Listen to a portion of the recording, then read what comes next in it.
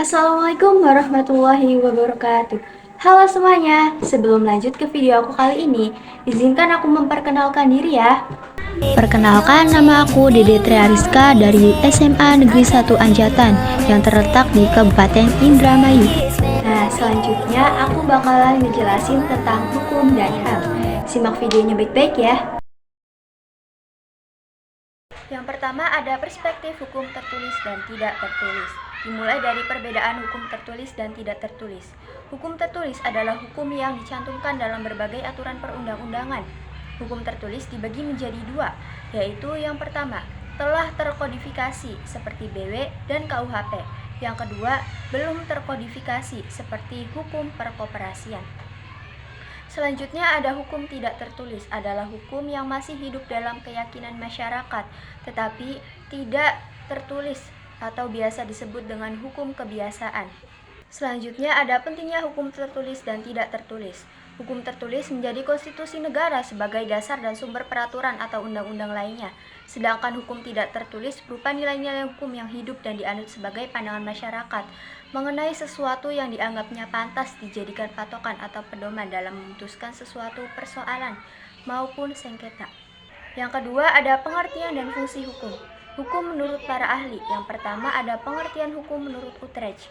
Hukum adalah himpunan petunjuk hidup, baik perintah atau larangan, yang mengatur tata tertib dalam suatu masyarakat yang seharusnya ditaati oleh anggota masyarakat, dan jika dilanggar dapat menimbulkan tindakan dari pemerintah dari masyarakat itu. Yang kedua ada pengertian hukum menurut Van Apeldoorn. Hukum adalah suatu gejala sosial, tidak ada masyarakat yang tidak mengenal hukum. Maka hukum menjadi suatu aspek dari kebudayaan seperti agama, kesusilaan, adat istiadat, dan kebiasaan. Yang ketiga, hukum menurut Immanuel Kant. Hukum adalah keseluruhan syarat berkehendak bebas dari orang untuk dapat menyesuaikan diri dengan kehendak bebas dari orang lain, dengan mengikuti peraturan tentang kemerdekaan.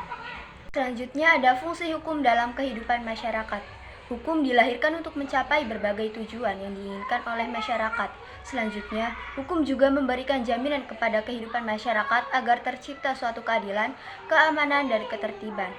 Lalu ada contoh penerapan hukum di kehidupan sehari-hari.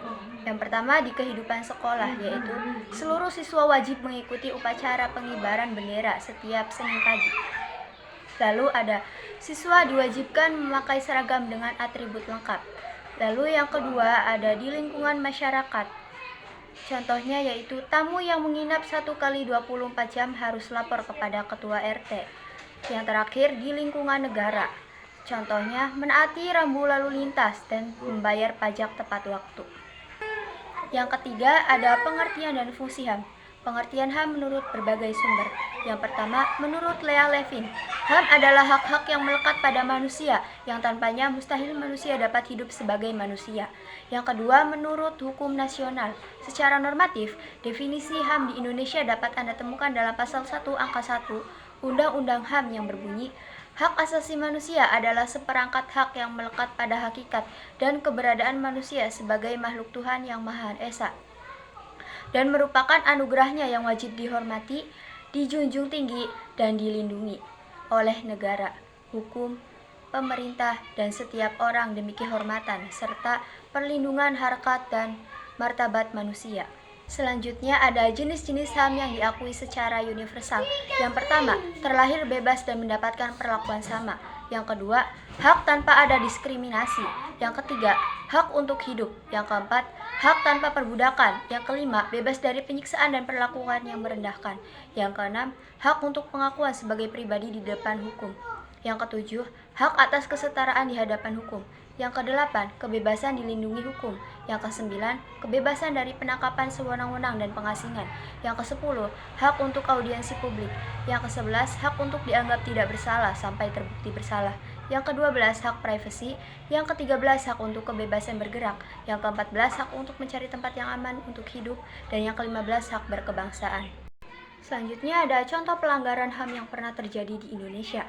Yang pertama ada tawuran, yang kedua ada diskriminasi, yang ketiga peristiwa Tanjung Priok, yang keempat pencemaran nama baik, yang kelima pembunuhan Munir.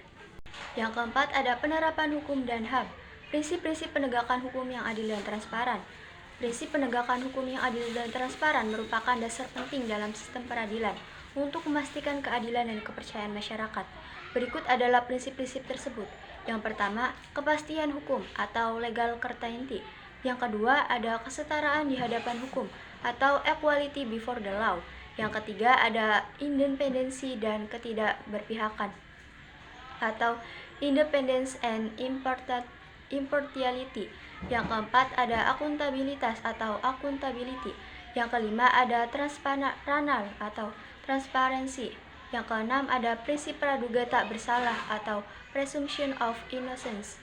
Yang ketujuh ada hak atas pembelaan atau right to defense. Yang kedelapan ada proses hukum yang adil atau fair trial. Yang kesembilan ada pengawasan dan evaluasi atau supervision and evaluation. Yang kesepuluh ada keadilan restoratif atau restorative justice. Selanjutnya ada peran dan tanggung jawab individu dalam penegakan HAM. Yang pertama, menghormati orang lain. Yang kedua, menolak segala bentuk pelanggaran HAM. Yang ketiga, menyebarluaskan informasi tentang penegakan HAM.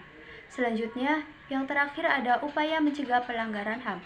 Yang pertama, menegakkan hukum secara adil. Yang kedua, melakukan pengawasan. Yang ketiga, pendidikan karakter. Dan yang keempat, melakukan sosialisasi tentang pentingnya kesadaran hukum dan HAM.